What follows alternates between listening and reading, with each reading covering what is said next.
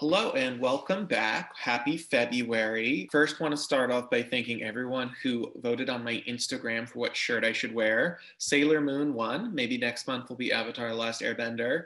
Happy to be repping my girl, Sailor Jupiter. Love me some Mikado. I'm triple Jupiter ruled, so I gotta wear my girl. So here we go. Let's jump into it. So on February 1st, Venus enters Aquarius and will be in Aquarius for about 3 of the 4 weeks of the month. Venus is a sign of values. It's of what is of value to us. It's of self-worth. It has a lot to do with intimacy as well. And it's in Aquarius, the fixed air sign, which has a lot to do with individuality, has a lot to do with our uniqueness, the ways in which we are unique. And so this energy really spells embracing our quirks, especially for those of us who are still in quarantine or who are still really under kind of the lockdown vibes of what I really believe for the rest of the month, especially, and even the first fiscal quarter of 2021 will be. It's a really good time to sit with the ways in which you are very unique, possibly painfully so, or possibly that have been viewed as like quirks or viewed, however they may have been viewed, and really sit and embrace them. It is the energy of the left of center being kind of paramount and fundamental to progressing forward. So whatever ways in which you might think you're weird or different, it could very much be your power, quote unquote. So I highly recommend sitting and meditating or dwelling on that when it comes to this energy. So on the 8th, we have the Sun conjunct Mercury, and Mercury's cazimi the Sun on that day, meaning it's within 16 or 17 minutes of being exactly conjunct. It's kind of like its ability to function is impacted by the brightness of being so close to the sun. And with Mercury representing the planet of thinking and communicating, subjectivity for that day is very strong. In addition to that, I'm really flagging this because 2 days later, Mercury is going to square Mars. Mercury being the planet of thinking and communicating, platonic friendships, has a lot to do with trade and commerce, is square Mars, which has to do with drive, ambition, assertion, conflict, carnality, and the unhealthy ego. So in my opinion, the whole week of the 8th is a very potent time for a lot of confrontations and a lot of coming at people from a very subjective and not necessarily objective place. All in all, to say, it's definitely a time to bite your tongue. It's a time to really think through whether you want to engage in confrontation. Not that you shouldn't stand up for yourself, but everyone is especially subjective with this energy. Also important to note that this is occurring in fixed signs, so there's an inflexibility that's likely pervasive and leading to this subjectivity, an inability to see other sides of the coin because you're so fixed in your point of view. So definitely important to note that on the 8th and on the 10th, those are very important days to respond and not react. Those are very important days to ground when faced with other people coming at you. Mars rules a lot of egoic topics. So it could be very much people speaking from a place of ego, and there could be a defensiveness as well, since the ego typically triggers that. That then leads us directly into the new moon in Aquarius. So let me pull up that chart. So here we have the new moon in Aquarius chart. It's occurring on February 11th, and it's occurring at 11:06 a.m. Pacific, or it would be 2:06 p.m. Eastern Standard, or convert for whatever time zone you're watching in. As you can see at this point, we have 6 of the traditional 7 and 6 of the total 10 planets, including the sun and moon here, in the sign of Aquarius. So it's heavy Aquarian energy. Important to note that a new moon is when the sun and the moon are at the same degree and minute of the same sign. It ushers in a new lunar cycle. A day or two after is a great time to be planting seeds, typically. So when taking a look at this new moon, like I mentioned, there's a plethora of Aquarian energy. Nothing is super conjunct to the new moon, but the new moon itself definitely would be signifying new beginnings, especially in line with the need to individuate yourself. Aquarius is very much about individuality and freedom. me as a quadruple Sag, I resonate with that high-minded Aquarian need to be unique and to embrace the uniqueness within you. So if you had struggled with, or you're still very much sitting with that Venus and Aquarius exercise of embracing your quirks, there's real potential to plant new seeds in regards to really self-love and self-compassion in that respect. I'll also note that Venus is exactly conjunct Jupiter that day in Aquarius, which is great investment energy for kind of long-term returns. Venus conjunct Jupiter can be a day associated with excessive spending. So I think that it's important to kind of embrace a more Saturnian approach, given that Aquarius is ruled by Saturn, and look towards investments versus just buying a bunch of stuff. There could definitely be that motivation. So kind of channel that intrinsic energy into something that will yield dividends over long periods of time. I haven't looked at the charts for cryptocurrencies, but to me, this chart would definitely speak looking into potentially cryptocurrencies with everything going on, or it could just have a lot to do with investment in general. So I think it's important for you to take a look at your comfortability with that. And if it isn't in regards to financial investments, other forms of investments that could yield long-term dividends. It could even be something if you're investing in a course of study that could potentially yield long-term dividends in regards to your ability to move up in your job, or your ability to, maybe it's a form of study that you've long ignored because you felt like it was super different or eccentric. Like this could very well be the energy to tap into, to fully embrace diving headfirst into that. The other most notable thing, and probably the most notable thing of the month, is the fact that this is occurring within days of the Saturn-Uranus square. It's the first of 3 Saturn-Uranus squares. So let's jump into what that means. So on the 17th, we have Saturn square Uranus. And for anyone who knows me or watched my natal series on taking the scare out of the square, you know I love me a square. A transiting square is felt ubiquitously and is not something that you need to refine over time, given the fact that it does dissipate, but there's a similarity there. So like I talk about in my Taking the Scare Out of the Square series, which you can watch on my channel, a square is a 90-degree harsh angle that's very much tied to tension. And even if you do this with your hands, form a 90-degree angle between your two hands, you can feel the tension that's there. And that's because, unlike an opposition, which is considered the other harsh aspect, is a 180-degree aspect, you're not dealing with polar signs. So the planets that embody these signs don't necessarily see each other like they would with an opposition. We're not dealing with Gemini and Sag, or Virgo and Pisces. We're dealing with two signs that don't exist on the same axis, so it's harder for them to read each other, but nonetheless, push has to come to shove. So we're dealing with Saturn in Aquarius and Uranus in Taurus. So with Saturn in Aquarius, we have Saturn, which is the planet of structure and structures in place, especially from a societal level. It had a lot to do with patriarchy. On the individual level, it definitely corresponds to perceived limitation. And then there is a lineage component as well on the individual level, how Saturn relates to our lineage. With Uranus, we have a frenetic planet that's tied to disruption in order to lead to liberation. Uranus is very much about progressing forward at all costs, regardless of the upheaval, turmoil, or the turbulence that's involved in getting there.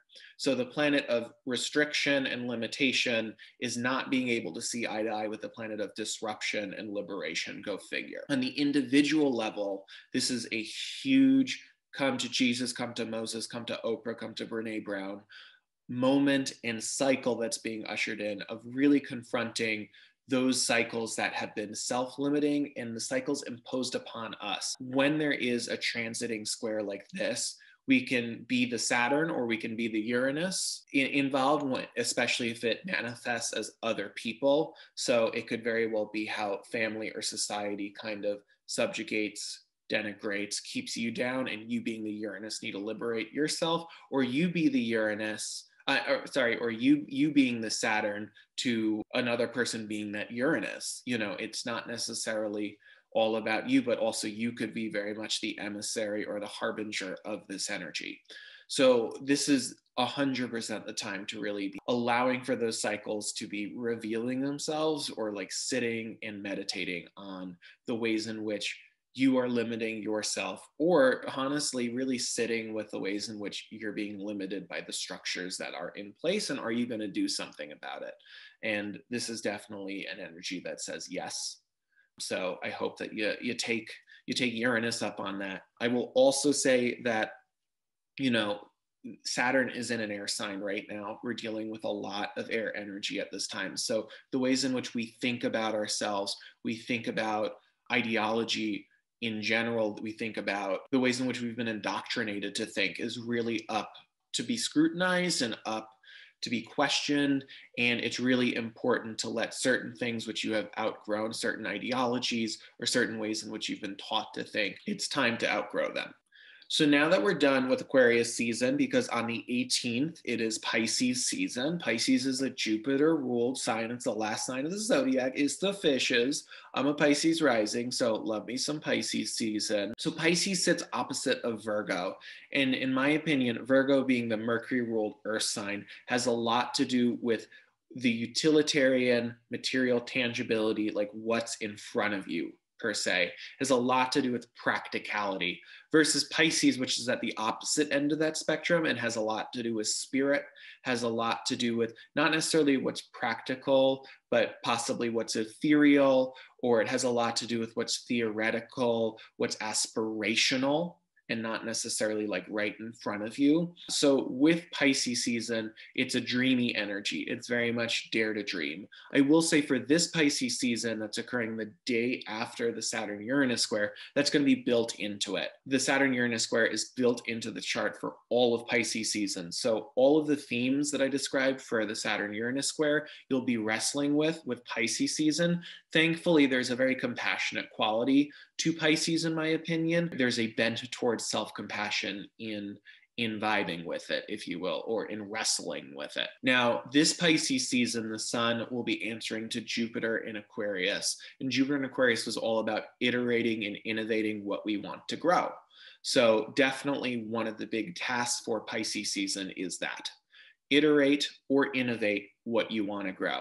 Don't be doing it the same way that you have. Keep on doing it. Don't be like Sisyphus, who is just pushing that rock up the hill the same way. Of course, I recognize in that example, he was doing that for all eternity. There's nothing he could do. But in this example, it wasn't a punishment from Zeus, try other ways to push the rock up the hill. Maybe pull it up the hill, maybe sideways. I don't know, use your foot, do something, but iterate and innovate this month for what you want to grow and nurture. Nurture and grow. So on the 20th, we have Mercury stationing direct after a long retrograde. Of course, it's only 3 weeks, but every retrograde feels long. You will be entering the post-retro shade or the post-shadow of the retrograde, which is absolutely a time in which Mercury retrograde-like themes are still active, but Mercury is technically direct. So if there's certain electional things that you want to do that you were hesitating to do around the Mercury retrograde, this is the time to do them. Mercury slowly but surely will be moving forward head on. On the 25th, we have Venus entering Pisces. Venus in Pisces is a beautiful, loving energy. And I mentioned before that self-compassion bent with Pisces season. This is a beautiful time for it. Venus loves being in Pisces. Venus is the planet, like I mentioned, that has a lot to do with self-worth. It has a lot to do with values and how we feel of value or what we consider of value. It has a lot to do with intimacy, our sense of beauty, and then many astrologers attribute it to personal finance. And with Pisces being that planet that's ruled by Jupiter, that has a lot to do with spirituality and our convictions and philosophies, there's definitely a chance to really get in tune with the frequency you vibe at, if you will. And it's really a great, great energy for meditation. It's a great energy for mindfulness. It's a great energy for not looking at yourself from a microscope per se, but really zooming out and seeing kind of how you fit into the grand scheme of things, or just seeing the connectedness among us all. Venus in Pisces, and from a relational standpoint, really speaks to relate to your fellow human being on just that, on a level of just strict humanity, in seeing the humanity in everyone or trying to do so. Another aspect that's important to note with Venus and Pisces along that line is that Pisces typically struggles with boundaries because of its ability to see the potential or see the humanity in others. And so in no way is Venus and Pisces an invitation to drop your boundary system. If anything, I think Venus and Pisces reminds us that boundaries are love, that boundaries are the true way in which you can connect in a safe, wholehearted fashion. Brene Brown would love me for that. So I strongly support using Venus and Pisces and that beautiful ability to connect on that human level to also brush up on your boundary system and see if other people are willing to reciprocate that energy to you, if they truly care about the heart and soul of who you are when you impose that boundary, I mean. So the last major lunation of February is occurring on the 27th at 12:17 a.m. Pacific or 3:17 a.m. Eastern, or convert for your time zone, and it is the full moon in Virgo. So important to note that in 2020, the new moon in Virgo had a very strong Saturn aspect that really, to me, spoke to being able to achieve a goal through bite-sized chunks. Being able to put one foot in front of the other might take a while to get there, but eventually you'll get to that goal. And in my opinion, this lunation speaks to the culmination or a really important check-in to the goals in which you set during Virgo season 2020. Of course, 2020 was a year that was filled with lockdowns and stoppages, a lot of Mars-Saturn squares. You had a lot of kind of forces that were creating impositions or the ability to maybe not progress forward. But in what way did you plant seeds or take baby steps? There's a big inventory energy with this. With the Virgo Pisces axis, like I said, we're dealing with practicality versus spirituality, or we're dealing with kind of the physical versus the spiritual. And so those two things are at odds, and it's up to you to really bring them together and unify the two. In this chart, really to me, the most important thing to note is that the sun in this chart is being ruled by Jupiter, which is in perfect alignment with the nodes. So in going back to the new moon takeaway from 2020, the new moon in Virgo, and putting like one step in front of the other, this could very well be the lunation in which, now that you've been putting one step in front of the other, if you've been diligent about tilling that soil, it's not necessarily about reaping the rewards, but it's about taking larger steps. Now, Jupiter is about growth and expansion. So in really stepping up the output, if you will, of how you've been reaching towards that goal. One example could be if the new moon in Virgo was a time in which you started a new social media page or a new initiative and you slowly but surely were putting it together, this could be the time to really devote a lot of energy, time, space, forethought into marketing and getting your name out there. All in all, with Jupiter in this wonderful aspect to the North Node, which would be a trine, and the sun answering to it, it really speaks to the ability to just expand upon your output and drive towards those goals. Awesome. So that was your February forecast. Happy Aquarius season. Happy Pisces season. Looking forward to seeing everyone in March. Feel free to check out my Taking the Scare Out of the Square videos. I also now have a series on looking at musicians' charts and their year ahead. Feel free to like, comment, subscribe. See you next time.